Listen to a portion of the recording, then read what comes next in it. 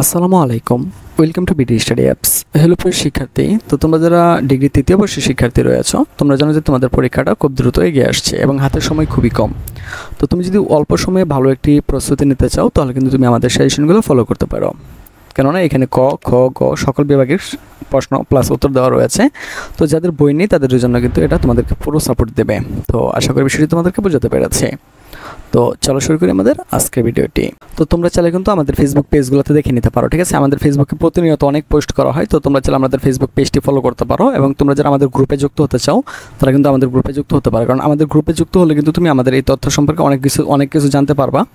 তো এটা হচ্ছে আমাদের মূলত ফেসবুক পেজ, ঠিক আছে, বিডি স্টাডি অ্যাপস। আর আমাদের ফেসবুক গ্রুপের নাম হচ্ছে এই যে BD study apps by Abdullah. তো তুমি যদি এখানে চলে আসো, এটা হচ্ছে আমাদের ফেসবুক গ্রুপ। এই গ্রুপে 2100 মেম্বার অ্যাড রয়েছে। তুমি চাইলে কিন্তু এখানে অ্যাড হয়ে আমাদের সকল কিছু এখান থেকে দেখে নিতে পারো। আর তুমি আমাদের ফেসবুক পেজগুলোকেও ফলো করতে পারো, ঠিক আছে? এটা হচ্ছে আমাদের ফেসবুক পেজ। তো আশা করি বিষয়টি তোমাদেরকে আমি বোঝাতে পেরেছি। তো 1 নম্বর হচ্ছে মাঠকর্ম কাকে বলে। তো উত্তর হচ্ছে যে অনুশীলন ধর্মী প্রক্রিয়ায় কোনো বিষয়ে তাত্ত্বিক জ্ঞান ও কলাকৌশল মানব কল্যাণে বাস্তব ক্ষেত্রে প্রয়োগ করা হয় তাকে মাঠকর্ম বলা হয়।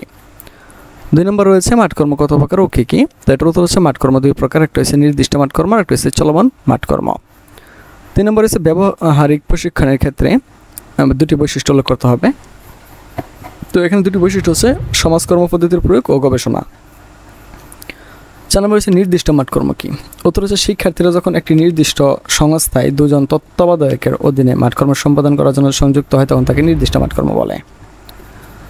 তো 5 নম্বর হচ্ছে চলমান মাঠকর্ম কি। উত্তর হচ্ছে চলমান মাঠকর্ম হচ্ছে সেই ধরনের ব্যবহারিক প্রশিক্ষণ যেখানে একই সাথে শ্রেণীকক্ষে শিক্ষার সাথে সাথে ব্যবহারিক শিক্ষা অর্জিত হয়।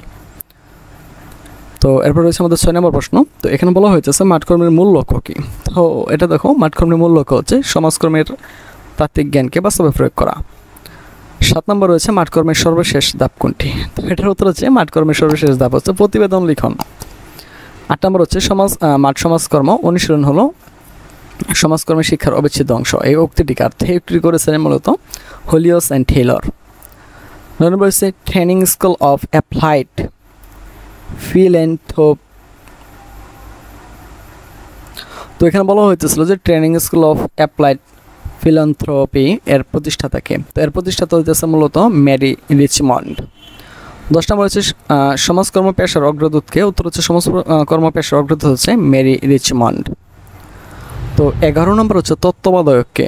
তো এটার উত্তরটা হচ্ছে যিনি প্রতিষ্ঠানের বা সংগঠনের সার্বিক কার্যক্রম পরিচালনা করেন তাকে তত্ত্বাবধায়ক বলা হয়। তো আমরা যে 12 নম্বরটা দেখি সেটা হচ্ছে সুপারভিশন গ্রন্থটি লিখেছেন কে। তো উত্তর হচ্ছে সুপারভিশন গ্রন্থটি লিখেছেন পাল চৌধুরী। 13 নম্বর হচ্ছে এজেন্সি তত্ত্বাবধান কি। তো এটার উত্তর হচ্ছে কোনো এজেন্সি দ্বারা শিক্ষার্থীদের পরিচালনা করা হলে তখন তাকে এজেন্সি তত্ত্বাবধান বলা হয়। 14 নম্বর হচ্ছে প্রেরণ কি। তো প্রেরণ হলো সাহায্যর থেকে সংস্থাগত প্রয়োজনীয় সেবা দিতে অক্ষম হলে অন্যত্র পাঠানোর ব্যবস্থা করা। 15 নম্বর হচ্ছে এনজিওর পূর্ণরূপ কি। তো তোমরা সকলে জানো যে নন গভর্নমেন্ট অর্গানাইজেশন।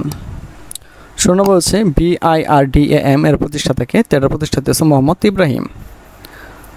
17 নম্বর হচ্ছে ডায়াগনোসিস কত প্রকার। এটা হচ্ছে 3 প্রকার। 18 নম্বর হচ্ছে DAB এর পূর্ণরূপ কি। এটা হচ্ছে ডক্টর অ্যাসোসিয়েশন অফ বাংলাদেশ।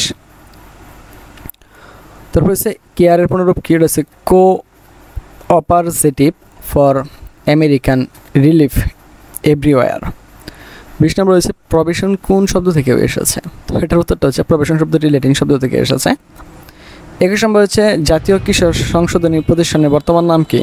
তো এটার উত্তর হচ্ছে জাতীয় কিশোর সংশোধনী প্রতিষ্ঠানের বর্তমান নাম কিশোর উন্নয়ন কেন্দ্র। 22 নম্বর হচ্ছে বাংলাদেশের প্রথম কোথায় চিকিৎসা সমাজকর্ম চালু হয়। তো খুবই সহজ একটি প্রশ্ন। বাংলাদেশের প্রথম 1954 সালে ঢাকা মেডিকেল কলেজে চিকিৎসা সমাজকর্ম চালু হয়। তো এইভাবে কিন্তু সবগুলো আমাদের টাইপ করা, ঠিক আছে? 23 নম্বর হচ্ছে হাসপাতাল সমাজসেবার ভূত নাম কি। ভূত মানে পূর্ব নাম কি আর কি। হ্যাঁ, এটা হচ্ছে চিকিৎসা সমাজসেবা সমাজকর্ম। 24 হচ্ছে RSS কত সালে চালু হয়। এটা হচ্ছে 1974 সালে চালু হয়। তো বাকিগুলো আমাদের সেশনে রয়েছে, তোমরা যারা আমাদের সেশন নিবা সেটা কিন্তু সেখানেই তুমি পেয়ে যাবা। তো আজকে কিন্তু বিদায় নিচ্ছি। কত হচ্ছে একটি নতুন ভিডিওতে। সে মতো সকলে ভালো থাকো, সুস্থ থাকো এবং সাথে থাকো বিডি স্টাডি অ্যাপসের।